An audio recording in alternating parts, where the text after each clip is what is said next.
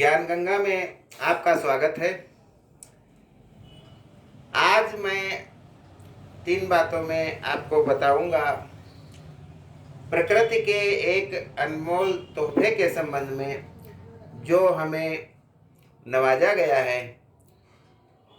जिस प्रकार से शराब पीकर किसी को बहकाया जा सकता है, उसी प्रकार से गुदगुदी लगाकर किसी को हंसाया जा सकता है। गुदगुदी के बारे में मैं कुछ बातें बताना चाहता हूं। हमारा शरीर ज्यों-ज्यों अपने बचपन, जवानी और बुढ़ापे को प्राप्त होता है, गुदगुदी भी उसी प्रकार से हर अवस्था में भिन्न भिन्न प्रकार से लगती है। जब हम किशोरावस्था में पहुंचते हैं, उस समय गुदगुदी अपने चरम सीमा पर होती है। शरीर में गुदगुदी के कुछ पॉइंट होते हैं, जैसे कंधे, बगल।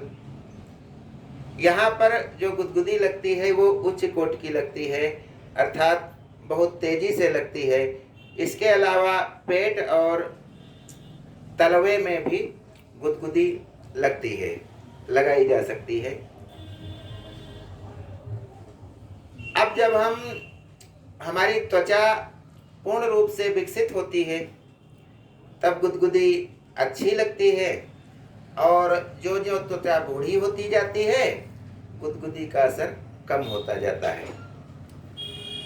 किसी को गुदगुदाना यदि होता है तो थोड़ी देर के लिए वो निराशा से दूर हो जाता है।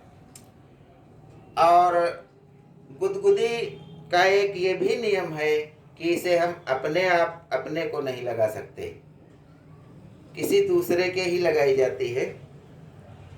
अपने आप को लगाने के लिए यदि हम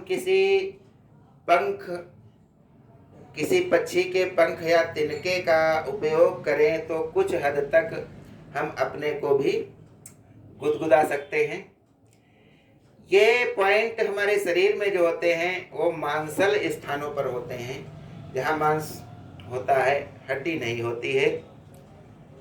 गुदगुदी की और एक विशेषता होती है कि ये खतरा जब होता है हमें, जब कोई बहुत बड़ी विपत्ति होती है, तो उस समय ये गुदगुदी किसी को भी नहीं लगाई जा सकती।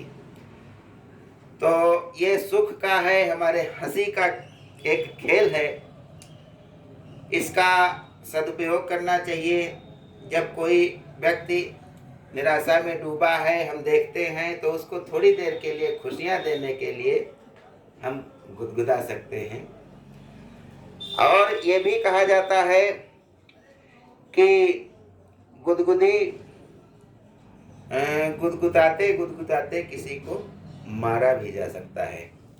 इसलिए कहा गया है कि गुदगुदी उतनी ही अच्छी जितने में हमें हंसी आए। जब रुलाई आने लगे तो वो गुदगुदी किसी काम की नहीं होती है।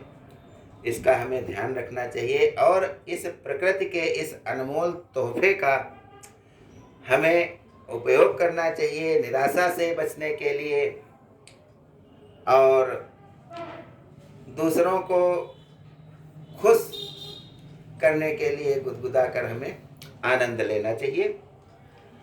और हल्की फुल्की गुदगुदी जो है हमें आनंदित करती है, इसलिए ऐसा सदैव ध्यान देना चाहिए। ये प्रकृति का अनमोल तोहफा है।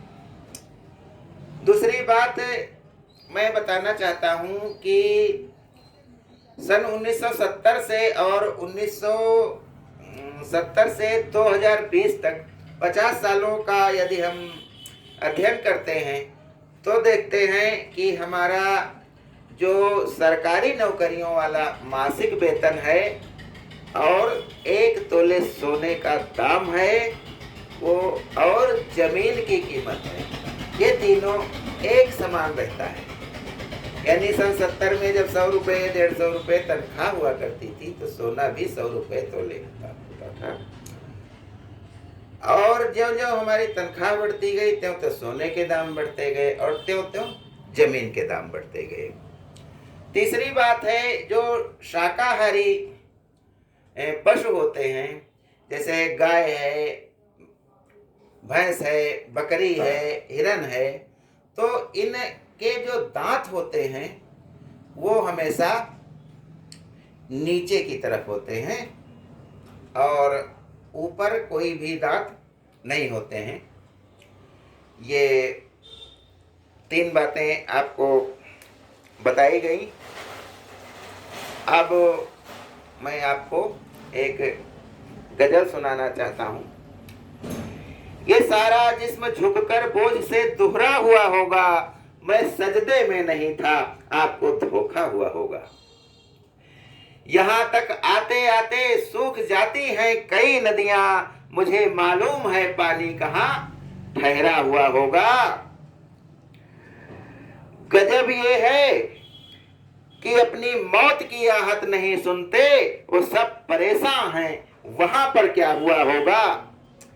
कई फाके बिताकर मर गया जो उसके बारे में वो सब कहते हैं कि अब ऐसा नहीं वैसा हुआ होगा। यहाँ तो सिर्फ गूंगे और बहरे लोग बसते हैं, यहाँ तो सिर्फ गूंगे और बहरे लोग बसते हैं। खुदा जाने यहाँ पर किस तरह जलसा हुआ होगा, खुदा जाने यहाँ पर किस तरह